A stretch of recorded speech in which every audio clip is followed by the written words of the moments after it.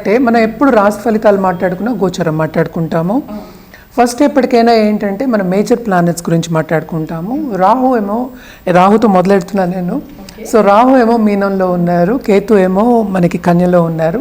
అలాగే ఏంటంటే అన్నిటికన్నా బెనిఫిట్ గ్రహం మనకి గురు గ్రహం. గురు ఏమో మనకి వృషభంలో ఉన్నారు, కానీ రిట్రోగ్రేడ్ అంటే ఏంటి వక్రించి ఉన్నారు అనమాట.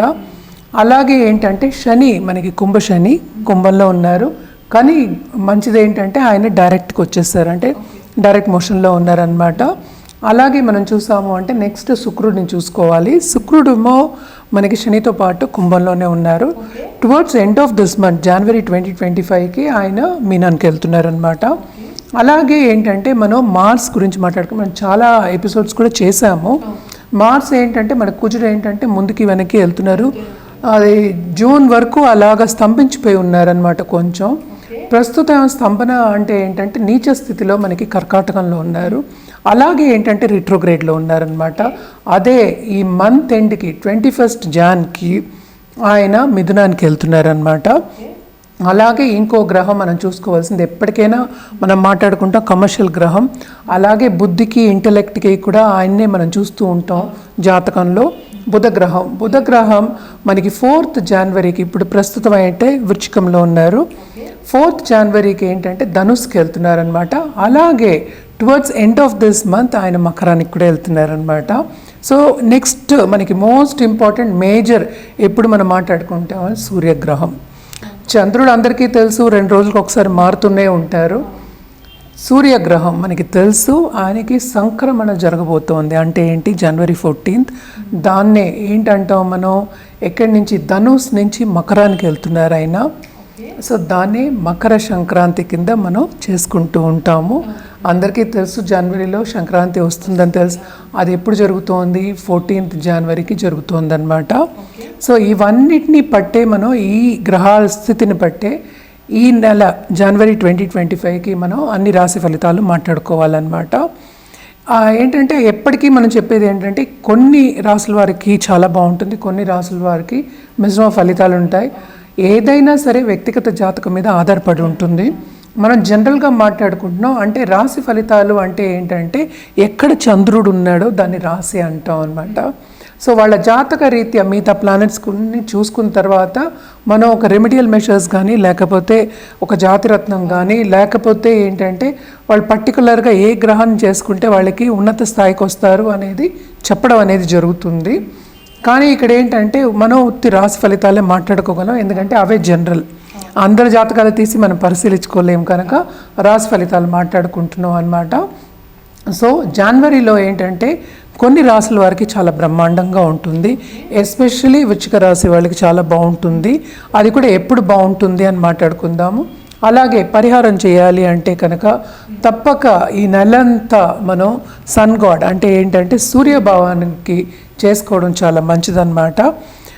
పొంగల్ కానీ లేకపోతే సంక్రాంతి కానీ ఇవన్నీ కూడా సంక్రమణం జరుగుతోంది కనుక తప్పక మనకి హెల్త్ బాగుండాలి. అలాగే ఏంటంటే ఉన్నత వ్యక్తులతో పరిచయం ఏర్పడాలి. అలాగే బాగా డబ్బు సంపాదించాలి, అంటే సంపద రావాలి, మనం ఆకర్షించుకోవాలి అన్నప్పుడు ఈ నెల మొత్తం అంతా ఆదిత్య హృదయం చదువుకోవడం, అలాగే సూర్యుడికి అర్ఘ్యం ఇవ్వడం చాలా మంచిదన్నమాట. ఇవన్నీ చేసుకుంటూను ఒక్కొక్క రాశుల వారికిను పరిహారాలు మళ్ళీ వినిగా మాట్లాడుకుందాం. మేషరాశి వాళ్ళకి ఏంటంటే మిశ్రమ ఫలితాలే చెప్పుకోవాలి. ఏంటంటే 12 రాశులకి మనం ఎక్కువ మిశ్రమ ఫలితాలే చెప్తూ ఉంటాము. వీళ్ళకి ఎందుకంటే కొన్ని విషయాల్లో చాలా బాగుంటుంది. ఎస్పెషల్లీ ఏ విషయంలో అంటే వీళ్ళకి తప్పక కెరీర్ విషయంలో మాత్రం చాలా బాగుంటుంది. అలాగే మనం చూసామంటే ఖర్చు కూడా చాలా అధికం అవుతుంది అనమాట. ఎందుకంటే 12వ లార్డ్ మనకి జూపిటర్ ఏమో రిట్రోగ్రేషన్లో ఉండి చూస్తున్నారు. అలాగే ఏంటంటే హెల్త్ కొంచెం సెన్సిటివ్ అయ్యే ఛాన్సెస్ ఎక్కువ కనిపిస్తున్నాయి. అదొకటి కాకుండా మనం చూడవలసింది ఏంటంటే 5th లార్డ్ ఏమో మనకి 9th లో పడుతున్నాడు. సో కెరీర్ డెవలప్మెంట్ అనేది బాగుంటుంది. అంటే వాళ్ళకి సూచనలు మనం చెప్తున్నాం, వచ్చేస్తుంది అని మనం అంటలేదు, సూచనలు చెప్తున్నాం. అదే ఏంటంటే 10వ ఇంటికి కూడా వెళ్తున్నారనమాట. సో తప్పక కెరియర్ డెవలప్మెంట్, భాగ్యం డెవలప్ అవ్వడానికి చాలా మంచి నెల ఇది. చాలా సంతోషంగా ఉంటారు ఈ నెల అంతా అని చెప్పారు. Especially second half of this month sun move అయిన తర్వాత, సంక్రమణం అయిన తర్వాత అలాగే ఇందాక నుంచి నేను చెప్తున్నట్టు ఖర్చులు అధికమవుతాయని చెప్తున్నాను. ఎందుకంటే 12th లార్డ్ మనకి సెకండ్లో పడి ఉన్నారు. ఆయన ఎక్కడ కూర్చున్నా బలంగా కూర్చుంటారు. సో బలమైన ఖర్చులు అని చెప్పడం అనేది జరుగుతుంది. సో మళ్ళీ ఏంటంటే ఇది జనరల్గా చెప్పడమే, జాతక రీతి మనకి డిఫరెంట్గా ఉంటూ ఉంటాయి. అని ఈ రాశికి అధిపతి ఎవరు మనకి కుజుడయ్యాడు. కుజుడేమో యాక్చువల్గా నీచిపడి ఉన్నాడు. సో కెరియర్లో కూడా ఏంటంటే పై వాళ్ళ సపోర్ట్ కొంచెం తక్కువ ఉంటుందని చెప్పచ్చు. అలాగే మనం చూసాము అంటే ఎవరైనా ఫారిన్లో సెటిల్ అయిన వాళ్ళకి మాత్రం బాగా కెరియర్ డెవలప్మెంట్ అవుతుంది, భాగ్యం బాగుంటుంది, సంపాదన కూడా చాలా బాగుంటుంది, వాళ్ళు అనుకున్న దానికన్నా ఎక్కువ వస్తుంది అనమాట. సో ఎప్పటికైనా ఆన్లైన్ బిజినెస్ చేసేవాళ్ళు, లేకపోతే ఫారినర్స్తో టచ్లో ఉన్నవాళ్ళు, అలాగే బిజినెస్ పార్ట్నర్షిప్ చేసేవాళ్ళు, వీళ్ళందరికీ చాలా చాలా బాగుంటుందన్నమాట. ఎంజాయ్ చేస్తారు ఈ month. Second half of this month ఉన్నత వ్యక్తులతో పరిచయం అనేది ఏర్పడుతుంది. అలాగే గవర్నమెంట్ రంగంతో ఎవరైనా పని చేయించుకోవాలి అంటే తప్పక పనులు కూడా అవుతాయి, ఈజీగా అవుతాయి. పనులు అవ్వడం కొంచెం కష్టమే, సో ఈజీగా అవుతాయి. అలాగే గవర్నమెంట్ రంగంలో ఉన్న వాళ్ళకి కూడా ఉన్నత స్థాయికి వచ్చే ఛాన్సెస్ ఎక్కువ కనిపిస్తున్నాయి అన్నమాట. మనం మాట్లాడుకోవాల్సింది ఇంకోటి ఏంటంటే బలంగా ఏంటంటే శని కూడా కుంభంలో కూర్చున్నారు ఓన్ హౌస్లో. సో లాభం అనేది వీళ్ళకి చాలా బాగుంది, చేకూరుతుంది. అంటే దేంట్లో నేను చెప్పినట్టు కెరియర్లో చాలా బాగుంది, భాగ్యంలో చాలా బాగుంది అని చెప్తున్నాను.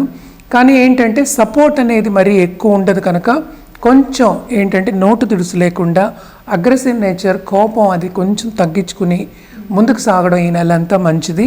అలాగే ఏంటంటే తప్పక వీళ్ళు పరిహారం అనేది చేయవలసిందే. వీళ్ళకి అదే పనిగా ఏంటంటే మనకి మార్స్ కుజుడేమో 3వ ఇంటికి వెళ్తున్నారు ఎప్పుడు 21 జనవరికి. తోబుట్టువులకి చాలా బాగుంటుంది అని చెప్పుకోవాలన్నమాట. తోబుట్టువులతో సన్నిహితంగా ఉండడం, అలాగే మంచి సత్సంబంధాలు ఏర్పడడం, ఇవన్నీ వస్తాయన్నమాట. అలాగే మనం స్టూడెంట్స్కి కూడా చెప్పాలి అంటే పై చదువులకి బయటకు వెళ్ళే వాళ్ళకి అన్నీ మంచి సూచనలు కనిపిస్తున్నాయి. తప్పక వెళ్ళే ఛాన్సెస్ ఉంటాయి. ట్రావెలింగ్ ఉంటుంది, షార్ట్ టర్మ్ ట్రావెల్ ఉంటుంది, బాగుంటుందని చెప్పుకోవాలన్నమాట. వీళ్ళు తప్పక అంటే ఏంటంటే దాంపత్య జీవితంలో కొత్తగా మొదలైన వాళ్ళు కానీ, కొత్తగా పెళ్ళైన వాళ్ళు కానీ, లేకపోతే దాంపత్య జీవితం ఇప్పుడే పార్ట్నర్ కోసం వెతికే వాళ్ళందరికీ కూడా ఈ నెల చాలా బాగుంటుంది అని చెప్పుకోవాలి. ఎందుకంటే లాభం అనేది ఇప్పుడు శనితో పాటు వీనస్ కూర్చున్నాడు అంటే లాభం రావాలి.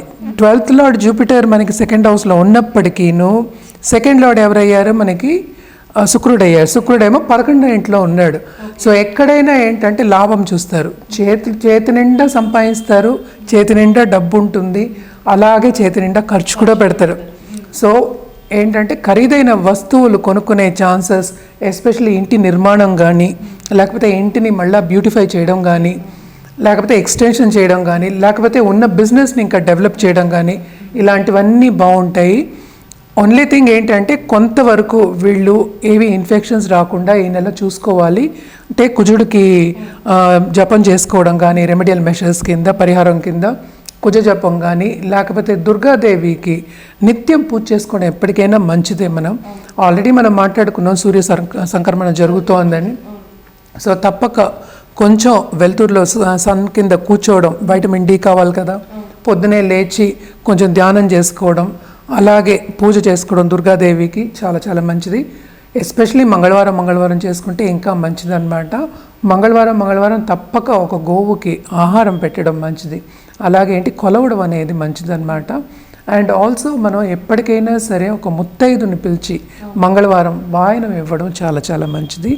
మనకి ఎప్పటికైనా వాళ్ళ బ్లెస్సింగ్స్ అనేవి మనకి తిరిగి వస్తాయి కనుక తప్పక బాగుంటుంది. ఇవన్నీ మనం జనరల్గా మాట్లాడుకుంటున్నాము. వ్యక్తిగత జాతకం ఎవరైనా చూపించుకోవాలంటే తప్పక చూపించుకుంటే ఇంకా రెమెడియల్ మెషర్స్, ఏ ప్లానెట్ని ఎలా కంట్రోల్ చేయాలి, ఏ ప్లానెట్కి మనం పరిహారం చేస్తే మనకు అవుతుంది అనేది చెప్పడం జరుగుతుంది.